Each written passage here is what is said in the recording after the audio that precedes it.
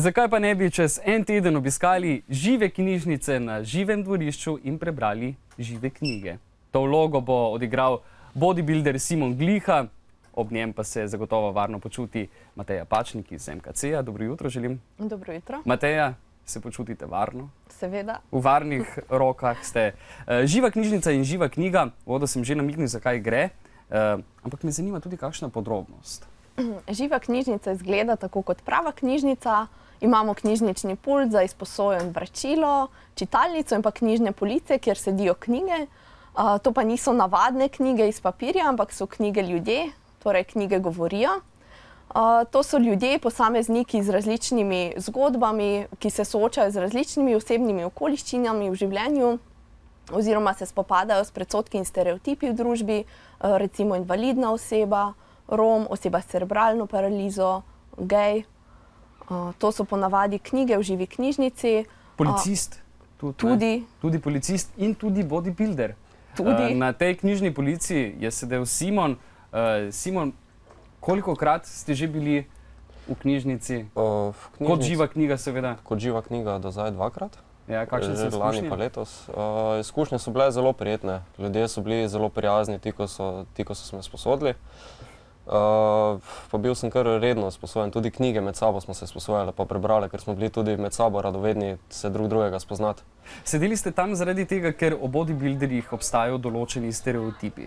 Pa recimo, katere vse stereotipe vi poznate o vas? Najbolj tipični so bili vedno kompleksi glede prehranjevanja, da je dosti odrekanja.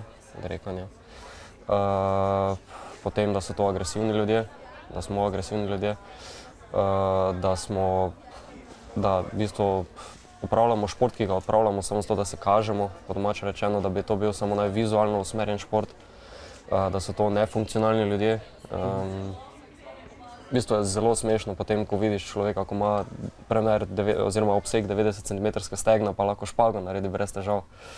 V bistvu ne vseeno gre za šport, ampak tega ponavadi ljudje najbolj ne razumejo. So si vas izposojali tisti, ki so gojili stereotipe do vas, ali so prišli tako malo iz radovednosti, ne? Ali pa vprašati, katere proteine uporabljate za rast mišic? Tudi ti so bili, tudi ti so bili, ki so prišli povpraševati glede hrane, splošno, katera hranila, dodatkov in tako dalje.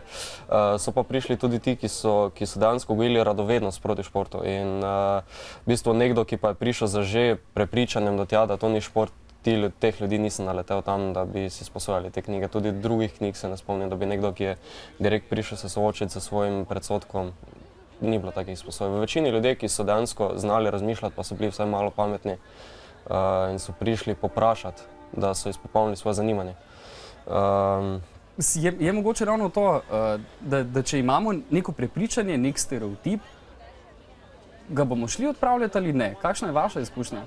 Vi imate tudi, ne, s temi policisti in tako naprej. Jaz mislim, da ne na prvo žogo. Letos je bilo mogoče malo boljše v smislu tega, da so ljudje vseeno se opogumili in si sposodili koga več, ampak da bo treba še delati na tem in treba še večkrat organizirati živo knjižnico, da se bo to dejansko začelo dogajati.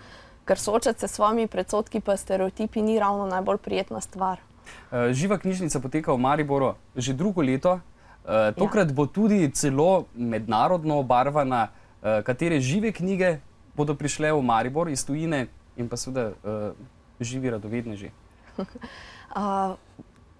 To leto se bo živa knjižnica odvila v okviru mednarodne mladinske izmenjave. Med Pletnicami se skriva zgodba. Z nami bodo tudi udeleženci iz Romunije, torej tudi žive knjige iz Romunije, umetnik, prostovoljka, zdravljen odvisnik od drog in pa otrok iz enostarševske družine. To bodo tuje knjige. To bodo tuje knjige. Kakšno je povpraševanje po tem?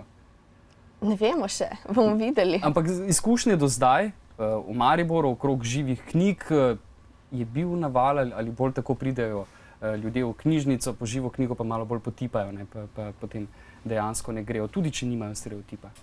Letos je bilo veliko zanimanja za knjižnico, veliko ljudi je prišlo samo pogledati, se je seznanilo z metodo, pogledalo dvorišče in potem odšlo. Veliko ljudi pa se je dejansko odločilo za izposojanje, bil koncept žive knjižnice zelo všeč.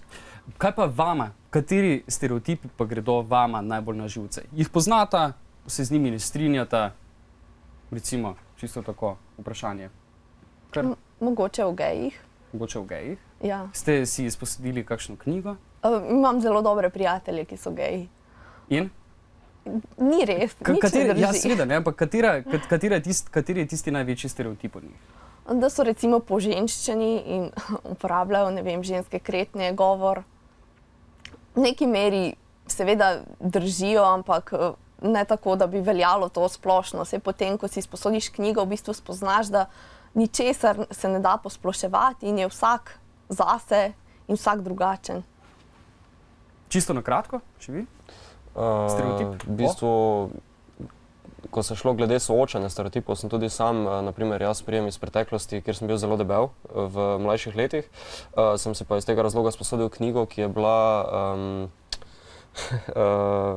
kako je že bila ona punca? Motnje hranjenja? Motnje hranjenja, Prebolela motnje hranjenja.